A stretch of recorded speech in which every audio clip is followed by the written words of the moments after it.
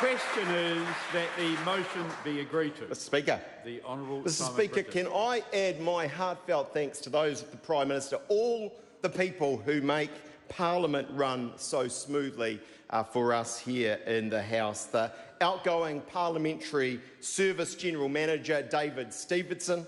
Can I acknowledge the messengers? Can I acknowledge Bellamy's for doing a good job for us, feeding and watering us?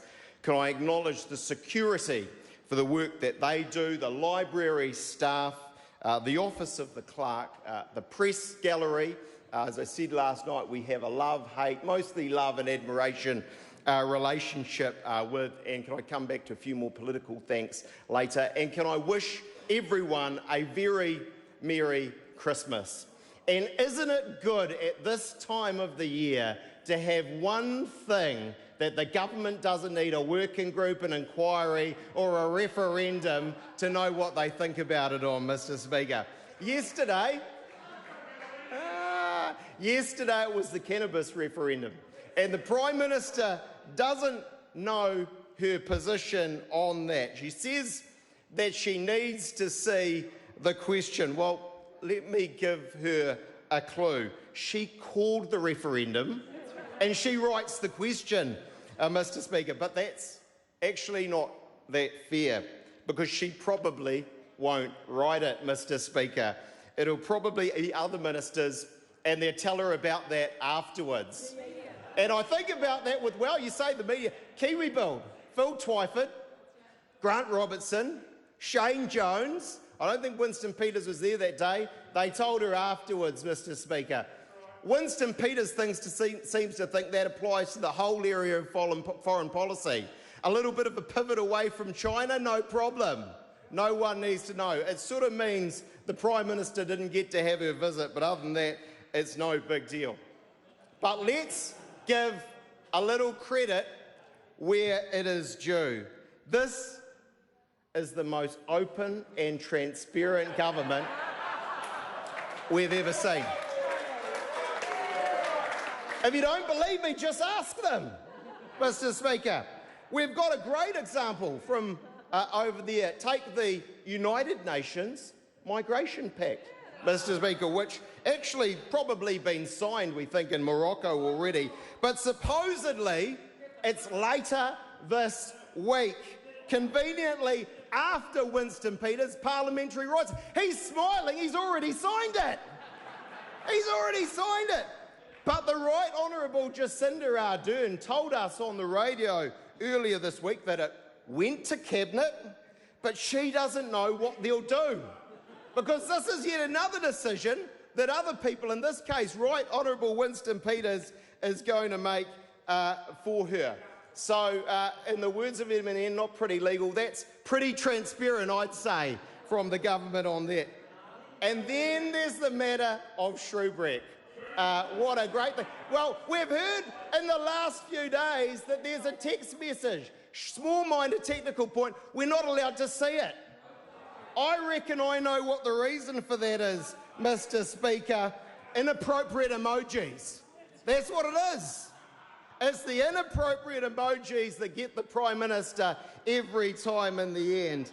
And after Parliament rises, we'll get representations from the file that we've been asking for months and months and months now on dump days of 21 to 24 December, Mr Speaker.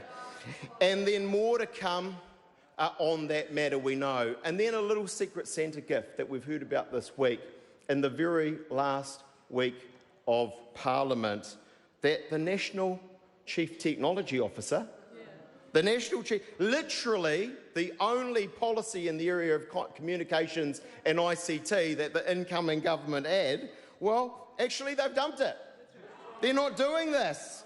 Remember Claire Curran, the Minister for Open and Transparent Government? And what is the reason, Winston Peters, why they have dumped this? Well, here's what the file said. It would be difficult to find one person with the skill set to do this role. Translation, no one wants to work with the government. Just ask the Chief Executive of Kiwi Build. Just ask the Chief Executive of NZTA. But don't worry, they've set up a digital working group, Mr. Speaker. Working Group 207.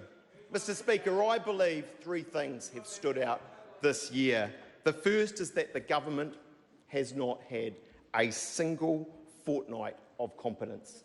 Mr. Speaker, I ask Winston Peters, who's getting ready to get up and obfuscate, to find me a single fortnight.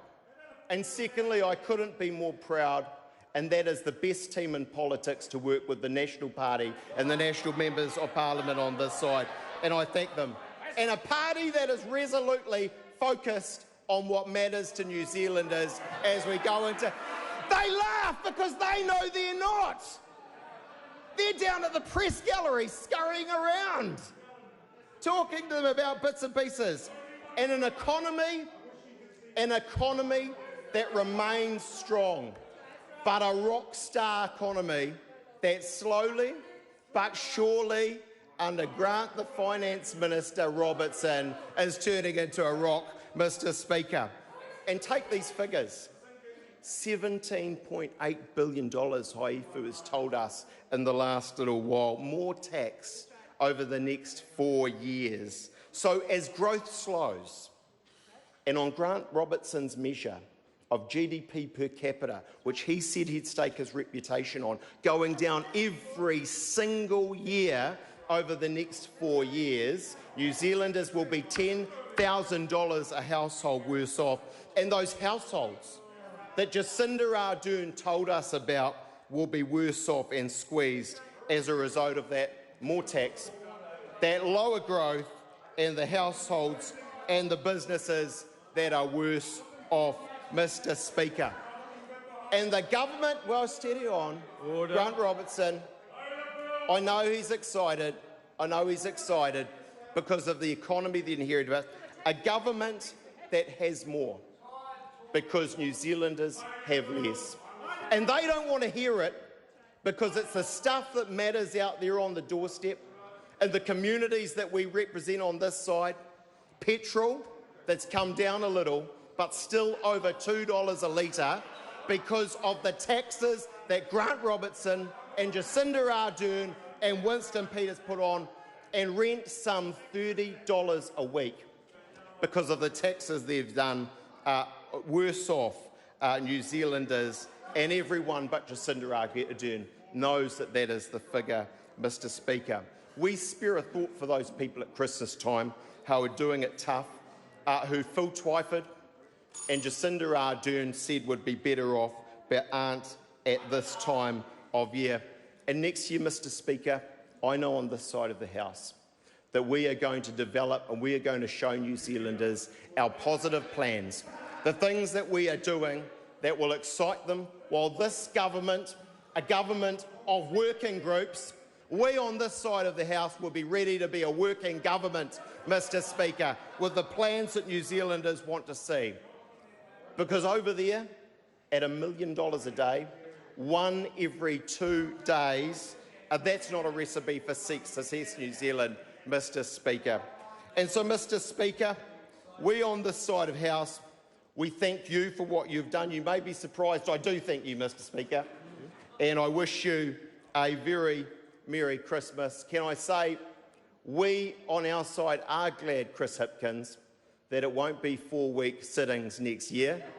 I think something tells me he is too, and his colleagues are too, Mr. Speaker. But can I thank once again my colleagues on this side of the House, the National Leaders Office, all of the people who work for us, our EAs all around New Zealand, for all they've done. I wish everyone in this House a very Merry Christmas and a Happy New Year.